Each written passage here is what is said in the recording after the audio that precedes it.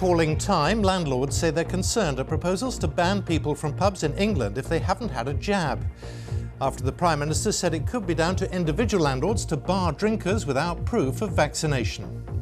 You will have to have extra staff to be checking on the door. You will have to have the cost of workplace testing to be borne. 70% of our businesses are SMEs and simply won't be able to manage this cost for reopening. Labour says it's deeply unfortunate that the plans were revealed on the hoof. We'll be asking how realistic are they. Also this lunchtime, as EU leaders meet to decide their next move over export restrictions, AstraZeneca expresses anger at being caught in the middle of the vaccine row. Over 50s and those in at-risk categories are being urged to book their COVID-19 jabs before a predicted dip in supplies. A year later than planned, the torch relay for the delayed Tokyo Olympics finally gets underway in Japan. My name is Richard Cottingham. I'm Richard Cottingham. I'm Richard Cottingham. But I like to be called Richie. I'd like to be called Richie. Called Richie. Finding his voice, the audition to give Richie the sound he always wanted. And coming up on BBC News, England get their World Cup qualifying campaign underway later against the world's lowest-ranked nation. But tougher ties await for Northern Ireland and Scotland.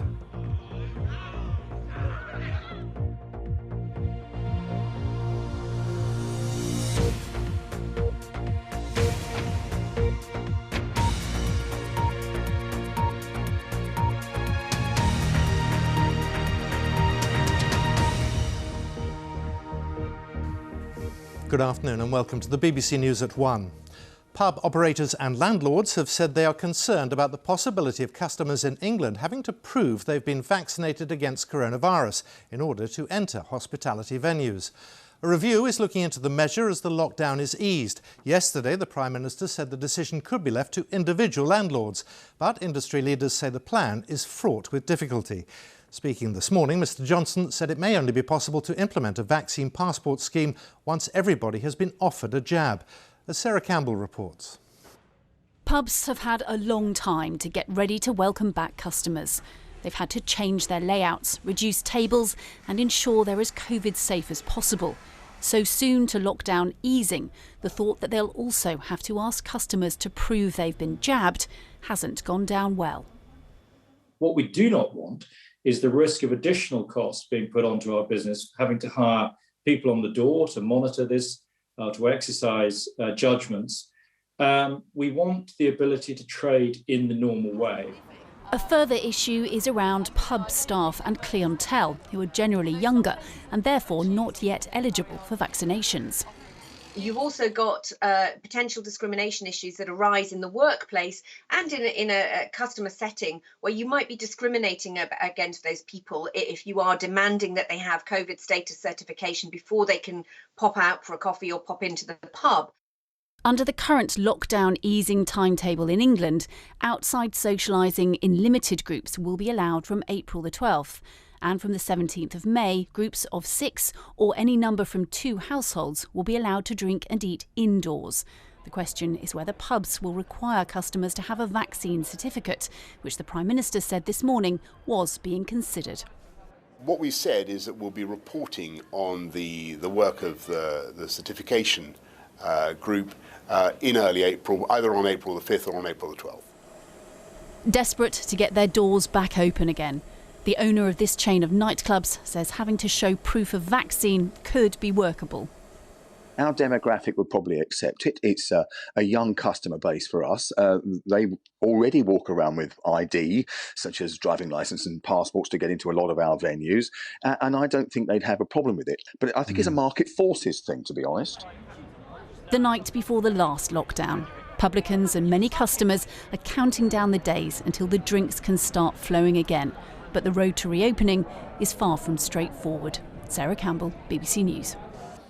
Our political correspondent Alex Forsythe is in Westminster. The idea of vaccine passports, well, the mood music, if you like, seems to be warming towards it.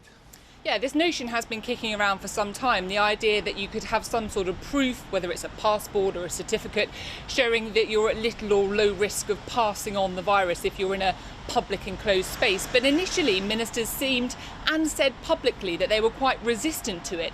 Then we heard from the Prime Minister yesterday saying when it comes to pubs, it might just be down to individual landlords. And there has been a bit of a backlash from the industry, but also from some of the Prime Minister's own backbenchers who disagree with it on principle grounds. Now, we have had a bit of clarity from the government today. What is happening is there is a review, and it's looking at the role that vaccines but also testing might have in getting parts of the economy reopened. So somehow proving that if you go into a pub or an enclosed space, that you're not going to pass on the virus, whether you've recently had a vaccine or a negative COVID test. Now, that review is looking at the practical, the ethical and the legal aspects of this, and we expect to hear a bit more in early April. But it is worth noting that the Prime Minister, asked about this today, said there have been no decisions on this. It's a very complicated issue. So I think what we're getting is just an insight into government thinking about what life might look like when things start to move again. Alex, thank you very much. Alex Forsythe there. EU leaders are discussing plans for extra controls on vaccine exports in an effort to improve the rollout of doses for member states. Boris Johnson has warned against blockades, which could affect the number of jabs sent to the UK. But the European Commission says it would expand supply for all. Richard Galpin reports. Here in this vaccine centre in Cologne, as in other parts of the European Union, there's only a handful of people. One key reason for that is a shortage of vaccine supplies. And this as the EU faces a third wave of coronavirus, which is sweeping through member states. Frustrated EU officials believe the UK has had an unfair advantage with the contracts for the AstraZeneca vaccine and are now threatening a ban of exports of the vaccine to the UK. I don't think that we want to use it. I am optimistic that the joint agreement between the EU and UK, as well as the summit today, will help to solve the problem without entering a vaccine war. But again, EU has been the biggest exporter. But London and Brussels are now trying to cool tensions, with a statement saying they're working on specific steps they can take to create a win-win situation and expand vaccine supplies for all their citizens. I don't want to see blockades of vaccines or of medicines. I don't think that's the way forward, either for us or for any of our friends. The EU meeting this afternoon is focusing on ways to increase the vaccine supply and improve the distribution across the 27 countries. I think it should be made perfectly clear that the EU does not have a problem with the UK. The EU has a problem with AstraZeneca, because AstraZeneca is not fulfilling their promises, their contractual obligations. It's vital in this pandemic that all countries work together to tackle the virus. Vaccine nationalism could prove very damaging. You cannot wrap a flag around a vaccine in this modern world. It just doesn't work that way. These are integrated supply chains, and any attempt to impose any barriers whatsoever will disadvantage everybody involved. At today's meeting, the German Chancellor Angela Merkel will also highlight the need for more vaccines to be made in the EU itself to tackle the supply problems. Richard Galpin, BBC News. Our Europe correspondent Nick Beake is in Brussels. The European leaders who are meeting today are themselves under huge public pressure, aren't they? They are, Simon, but I think in the short term here, there is a sense that disaster has been averted because no one wanted a vaccine war exploding on the eve of this summit. And I think that joint statement, although it's pretty vague, has taken some of the heat out of this dispute. But of course, it hasn't gone away because fundamentally the European Union believes it's been shortchanged during this vaccination process, and they're trying to work out what to do next. On the one hand, you've got Italy and France who are quite keen on these proposals the Commission put forward yesterday, tightening export controls that could hit the United Kingdom. On the other hand, you've got people like the Swedish and the Belgians. They're saying that you've got to be really careful here because the delicate global supply chain of vaccines and their component parts could be affected by this, and it could really spell disaster. Angela Merkel today, interestingly, was defending the approach that the EU countries have taken, this joint procurement, acting together.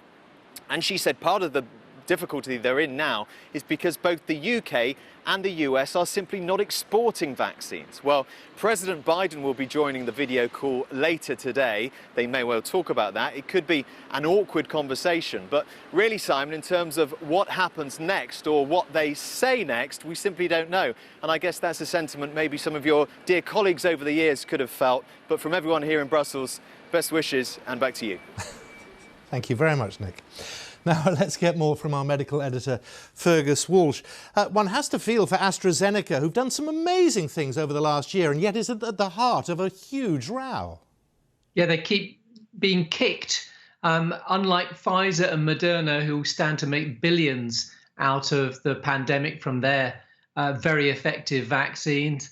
AstraZeneca, which also has a safe and very effective vaccine, is really just being criticised again and again. And it was criticised earlier this week by a group of scientists in the US who accused it effectively of potentially issuing misleading information about the effectiveness of its vaccine in trials there. So late last night, AstraZeneca put out some revised figures for this US trial of its vaccine, and it revised down the effectiveness against COVID symptomatic infection from 79 to 76%, so a 3% drop.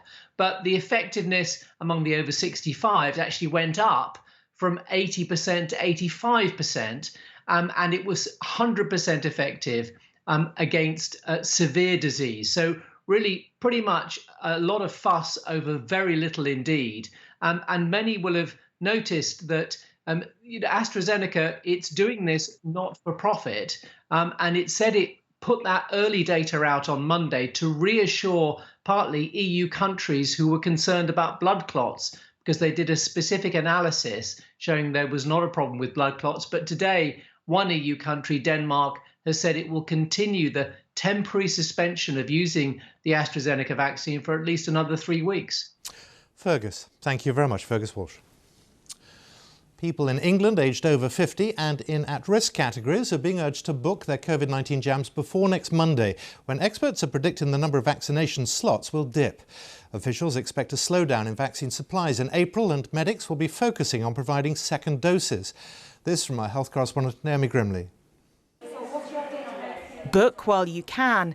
That's the message to the over 50s and those in at-risk groups who are being urged to secure their jabs as soon as possible.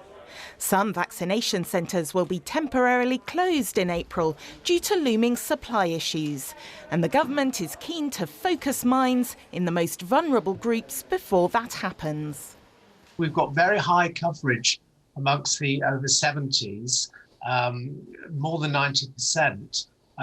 But in other groups, there are less figures of less coverage, and we do need to reach out to those groups and persuade and make vaccines easily accessible in order that they take up immunisation. Over 28 million people have had at least one jab. But now, of course, many of those require specially timed second doses, so they'll take priority in the next month. New research from Warwick University and Public Health England says it's already saved at least 6,000 lives, mostly in older age groups, between the first vaccinations in December and the end of February. But we're still living with huge uncertainty. Foreign travel, for example, remains a big unknown. The biggest risk to the epidemic in the UK now would be importation from abroad. And we will have to think very hard about summer holidays and travel in the summer. But the best answer to that is to bring epidemic under control in the UK and to make vaccines available globally. And then we can get travel, we can get economics, and we can get all of our health and education back much, much faster.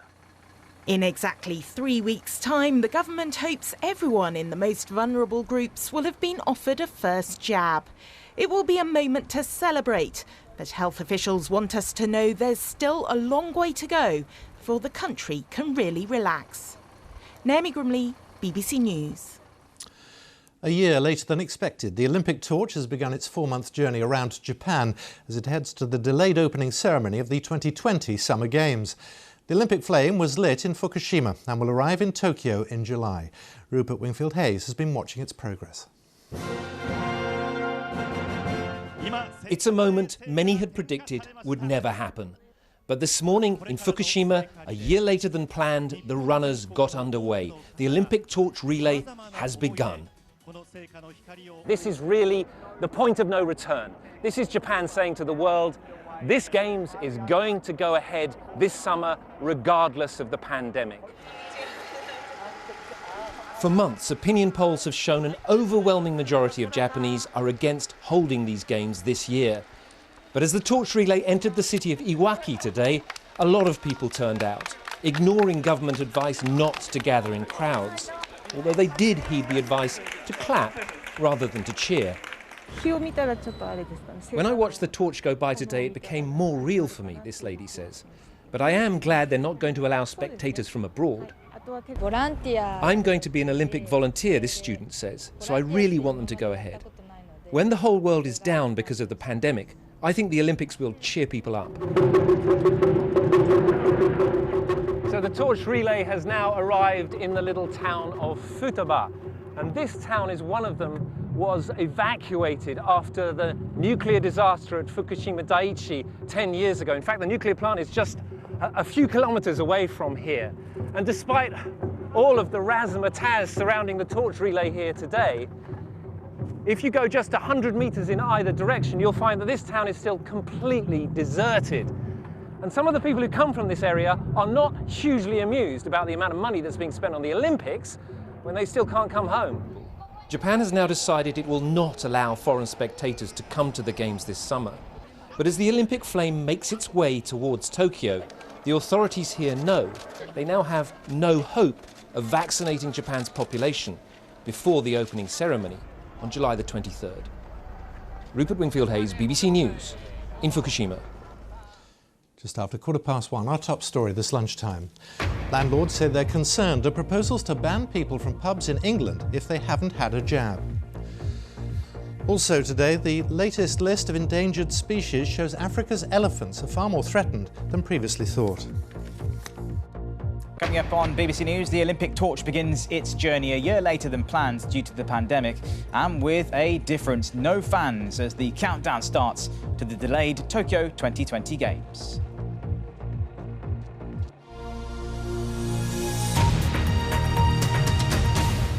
A second attempt to refloat the container ship stranded in the Suez Canal will be made later today. The ship's owner has apologised for the grounding and the effect it's had on international shipping.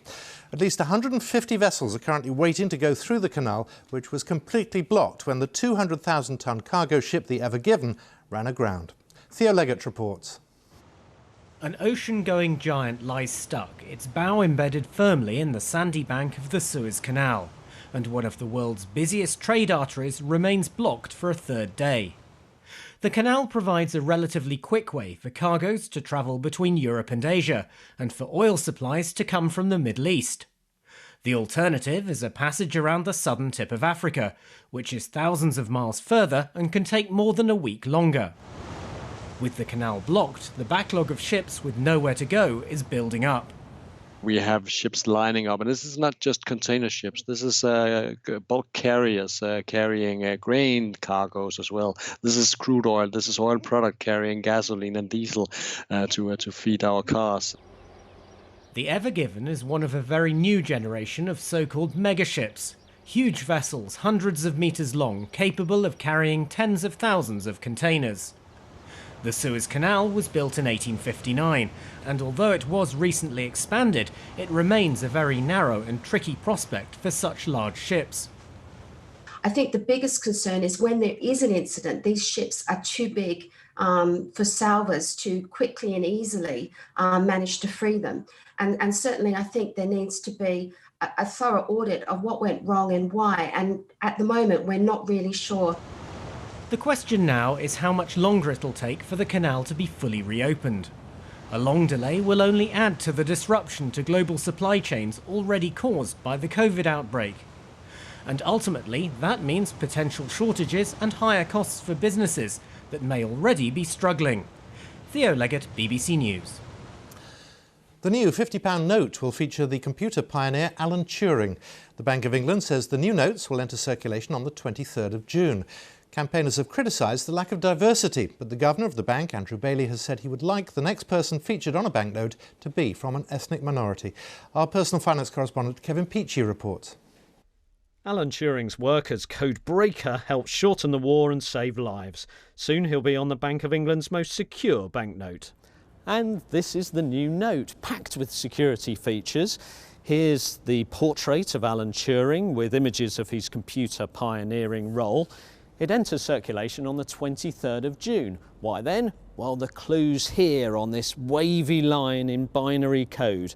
It's Alan Turing's date of birth in 1912 on the 23rd of June. The banknote also draws attention to his appalling treatment by the state for being gay. Today, the Bank of England's headquarters is flying the rainbow flag to celebrate diversity. But is it enough? Would you like to see someone from a diverse ethnic background on the next note? I would. I definitely want to see, because we are very committed to diversity. So I definitely hope that one of our next banknotes will obviously feature somebody from an ethnic background, because that would be very appropriate. But I do want to emphasise, of course, that Alan Turing, in his own right, is a very strong recognition of diversity. Alan Turing's nephew hopes this will prompt wider discussions. I think Alan Turing would have wanted us to think about things like underrepresentation of women in science subjects, underrepresentation of black ethnic minority kids in STEM subjects at school, and why they're not being given the opportunities that they should have, and why that's bad for all of us. These were things that I think he was quite keen on during his lifetime. He was keen too on the idea of programming machines, and during the COVID crisis we've turned to devices rather than cash to pay for things. Would you expect next to have a digital currency rather than a banknote? It's still very much at the sort of foundational stages, I think, because it does raise quite a lot of issues as to how it would work, how it would impact the financial system, how it impacts society more broadly. A project fascinating anyone inspired by Alan Turing's work. Kevin Peachy, BBC News. The Nationwide Building Society is to allow 13,000 office staff to choose where they work under a new flexibility scheme. The company is closing 3 offices in Swindon, with 3,000 staff either moving to the nearby headquarters, working from home, or mixing the two. Managers say its Work Anywhere plan would allow employees more control of their lives. Santander has announced plans to close 111 branches across the country due to the shift to mobile and online banking. The bank said it had taken the decision because fewer customers were choosing to bank in branch. About 840 staff will be affected by the closures, although Santander promised to try to find them other jobs within the business.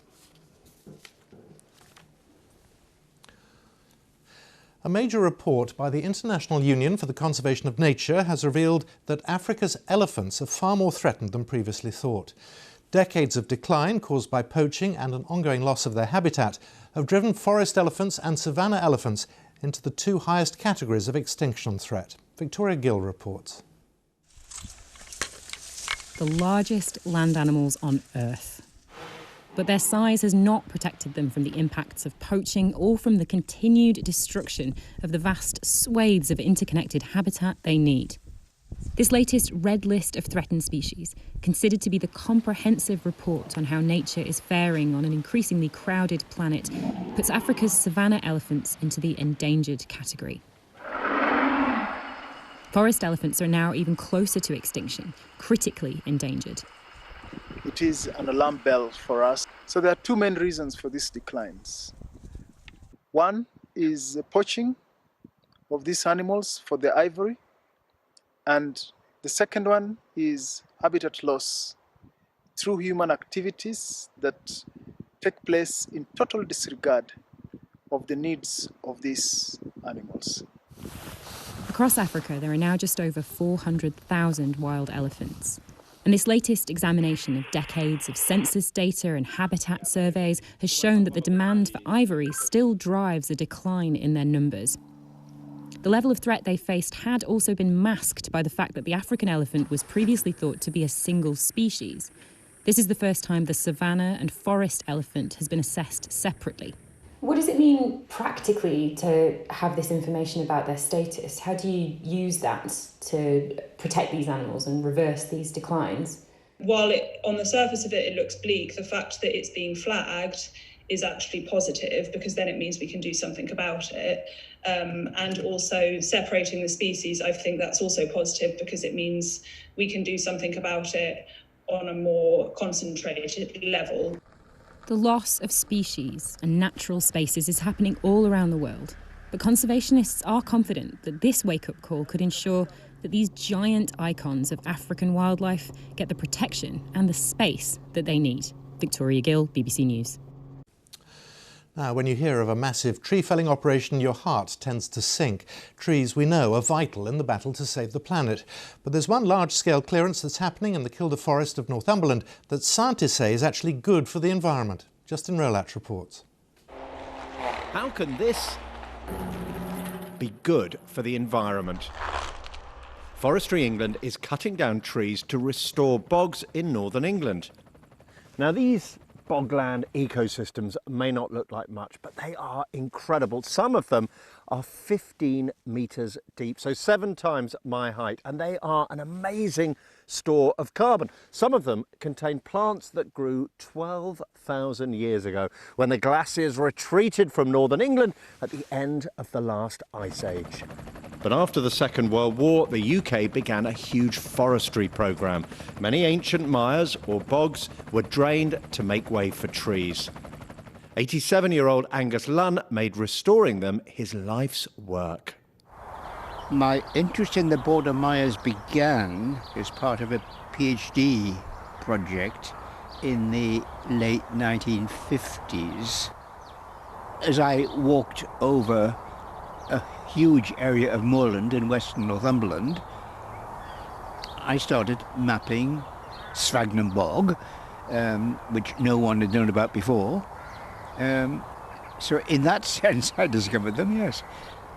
In 1971, Angus and the local Wildlife Trust decided the bogs needed protection.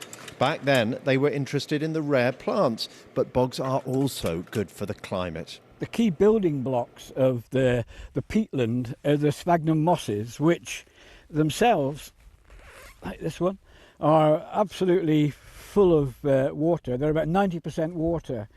And that water is why bogs are better for the environment than trees. It means vegetation doesn't rot completely and therefore doesn't release all its carbon into the atmosphere.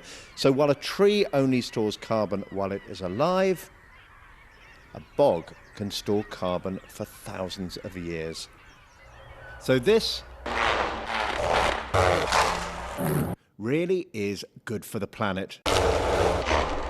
And the project Angus began 50 years ago is now the largest completed bog reclamation in the UK. So how does it feel now, 50 years later, to see what's been achieved with the border mires? Well, it's satisfactory. That's quite low-key response. Very satisfactory. Is that better? Justin Roller. Now, we often hear about people finding their voice, but Richie Cottingham is taking this idea quite literally. He's used an artificial voice his whole life because of cerebral palsy, but now he's on a quest to replace the standard computerised pronunciation with something a lot more Yorkshire. Fiona Lambden has more. My name is Richard Cottingham. I'm Richard Cottingham. I'm Richard Cottingham. But I like to be called Richie. I'd like to be called Richie. Called Richie. 26-year-old Richie has cerebral palsy. My generic voice is not my identity. He's never had his own voice and has always had to communicate via a computer. Once I have a new, unique voice, I have an identity. Now he hopes to create an entirely new voice by blending recordings of two local men. What are you looking for in a new voice? I'd like a young man's voice with a subtle East Yorkshire accent. Someone who has a nice smile. So far, 36 men have come forward.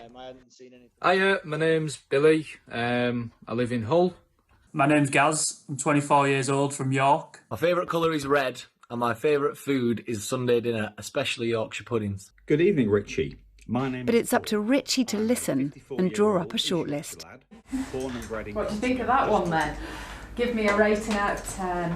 I'm a local lad myself. Obviously, I'm a massive Yorkshire lad. Proud. This is 29-year-old Ryan, who lives just a few miles from Richie.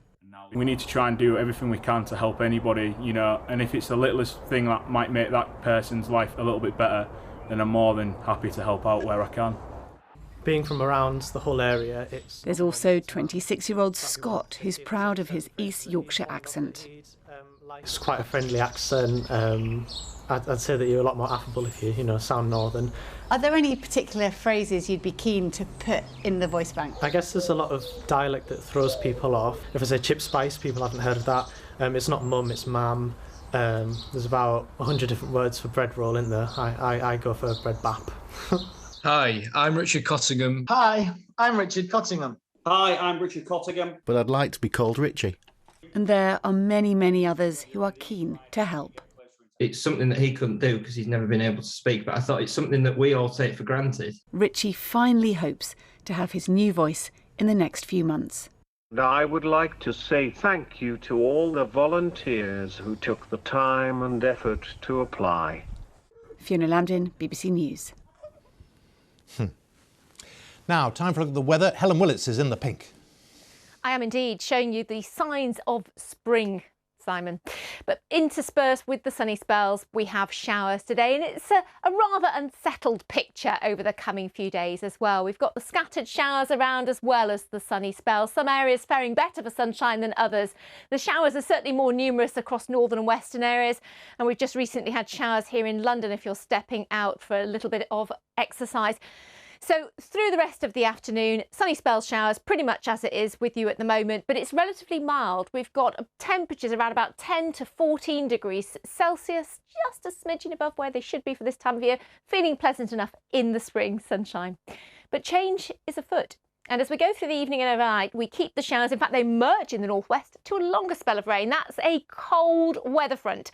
So for the most part, because the winds are strengthening and we've got showers or rain, the temperatures will stay above freezing, but they do drop quite rapidly later in the night in northwestern areas. Why? Because our cold weather front is ushering in colder air. So it's going to get colder for the end of the week, but probably just temporarily at least.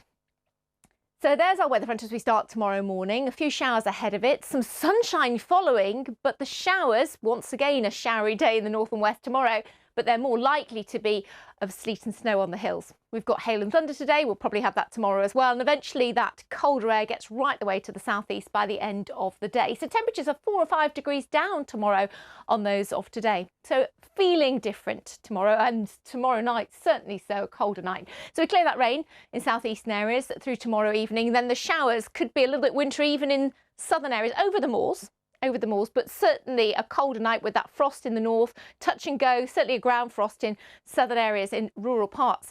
The weekend brings a little respite. Southern areas high pressure, so less wet, less showery on Saturday, but this one sweeps through this next weather system sometime Saturday night into Sunday. Timing's going to be a bit of a devil, so do stay tuned to the forecast. But for Saturday, you can see fewer showers, less rain around, but there's still quite a bit of cloud. The rain's coming back in later in the day. We're picking up a southwesterly wind, so it's slightly less cold than Friday, particularly if you have some of that spring sunshine, but don't expect a great deal. By Sunday, our weather front slipping southwards, we feel. Behind it, some more wintry showers coming on, but a bit of a mixed bag. Saturday looking like the drier half of the weekend at the moment. Simon. Helen, thank you very much. A reminder of our top story. Landlords say they're concerned at proposals to ban people from pubs in England if they haven't had a jab. That's all from the BBC News at 1. On BBC One, we now join the BBC's news teams where you are. From me, good afternoon and goodbye.